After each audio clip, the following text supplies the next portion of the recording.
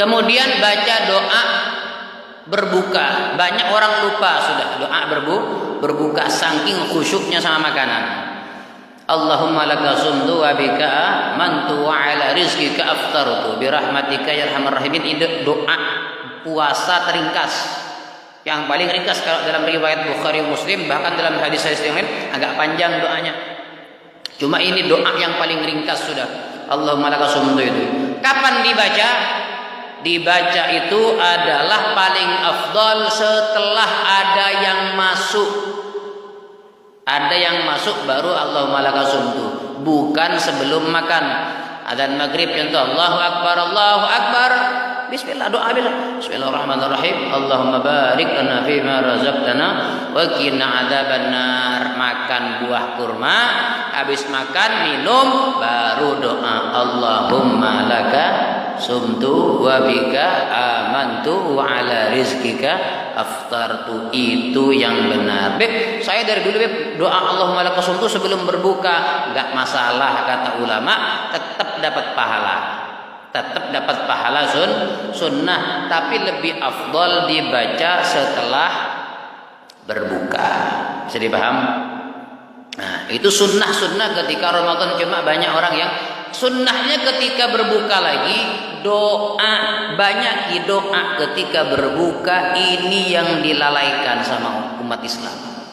Bahkan ada sebagian ulama mengatakan doa yang paling mustajab adalah doa ketika berbuka.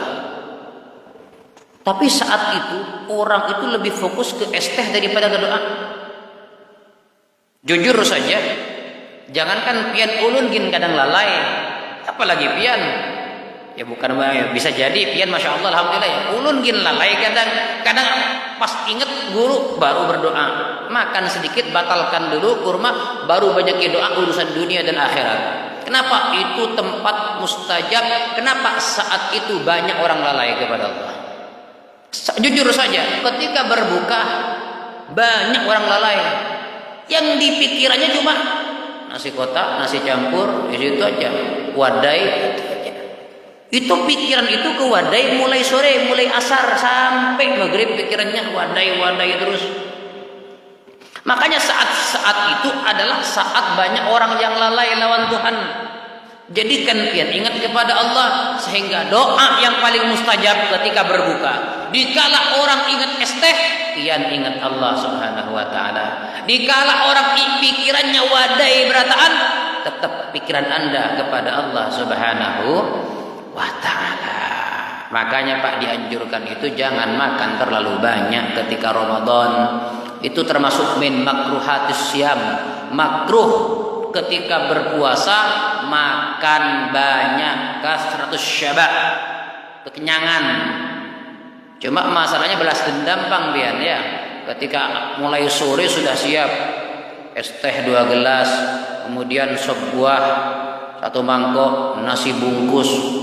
Wah, belum lagi wadai yang lain. Cukup kurma.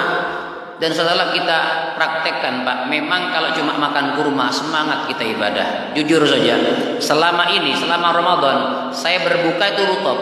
Saya setiap Ramadan memang Pak, ketika di luar Ramadan saya tidak pernah beli rutop. Ya ibaratnya paling cuma kurma biasa. Tapi ketika Ramadan memang saya usahakan, saya minta kepada anggota majelis, tolong carikan saya rutop, saya mau beli. Alhamdulillah setiap Ramadan saya berbuka rutop. Sunnahnya memang rutop, cuma ya harus jangan lupa. Kadang berapa kali saya lupa taruh di luar, basi, busuk, beberapa hari aja rutop busuk sudah. Beda dengan kurma yang lain, harus di freezer. Kalau lupa bisa busuk. Rutop cukup 3 biji saya makan, kadang saya kurang 3, kadang 5. Nabi kan 3 paling banyak ya. Kalau saya 5 kan, tidak bisa 3 itu masih belum malu di sini nih. Itu kalau perlu 7 kayaknya itu ya. Udah 3 kok kurang kata saya.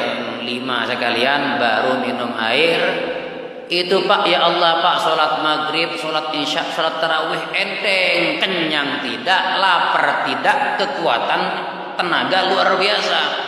Tapi pernah Pak saya Pak, ya namanya bini kadang kan mungkin tidak enak melihat suami setiap hari makan kurma berbuka, dibelikanlah saya makanan berat, nasi, dimasakkan macam-macam. Ketika sudah siap berbuka kaget saya, kok ada macam-macam makanan, ya ada udang, ada ini. Bang makan bang katanya. Sudah nyenangkan bini kan, makanlah saya. Ketika makan mendak enak, ketika sholat tarawih kenapa? Ketika ruku sujud rasanya mau keluar semuanya itu. Tidak enak, makanya makan berat itu tidak enak, kekenyangan itu tidak enak. Cuma kayak makan karena nyenangkan istri. Nyenangkan istri memang juga pahala, betul pahala. Cuma ya resikonya tanggung sendiri nanti ya. Nah, tidak masalah. Cuma saya sampaikan gini aja, bilang sama istri saya kalau mau masak habis tarawih aja makannya, jangan maghrib. Kenapa? Maghrib itu memang ya Allah tidak enak terlalu kenyang, karena sunnahnya jangan kenyang, cukup kurma. Kemudian perkara sunnah yang ringan lagi, tidak usah kita bahas panjang lebar, yang lain. Mandi Pak, mandi ini sunnah Pak, pahalanya wajib setiap malam Ramadan. Cuma banyak orang yang nggak mandi. Mandi jam berapa? Jam 12 siang mandinya yang nggak sunnah itu. Seharusnya malam. Bahkan kalau mandi di siang hari, pian ada termasuk ke lubang, ke mulut kah, batal puasa. Nggak sengaja, walaupun nggak sengaja. Kalau mandinya mandi supaya seger, pian masuk kantor atau kemana, batal. Beda mandi yang disyariatkan. Contoh mandi Jumat atau mandi wajib.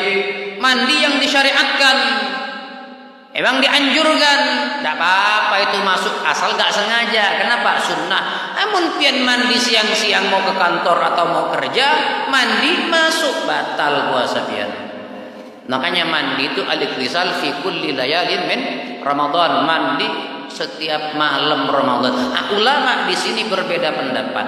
Dalam kitab Ittihafus Syiyam bi ahkam Ittihaful Anam bi ahkamis Syiyam, kesunnahan itu riwayat daripada Sayyidatuna Aisyah mulai adzan maghrib sampai adzan isya. Kesunnahannya itu riwayat yang dipakai oleh banyak ulama, jumhur ulama ahli hadis banyak pakai. Nabi mandi itu mulai antara adzan maghrib ke adzan isya. Itu mandinya Nabi ketika Ramadan. Ada yang mengatakan ba'dal maghrib Nabi mandi sebelum isya. Tapi dalam kitab Yaqutun Nafis tetap kesunnahan mandi mulai maghrib sampai fajar.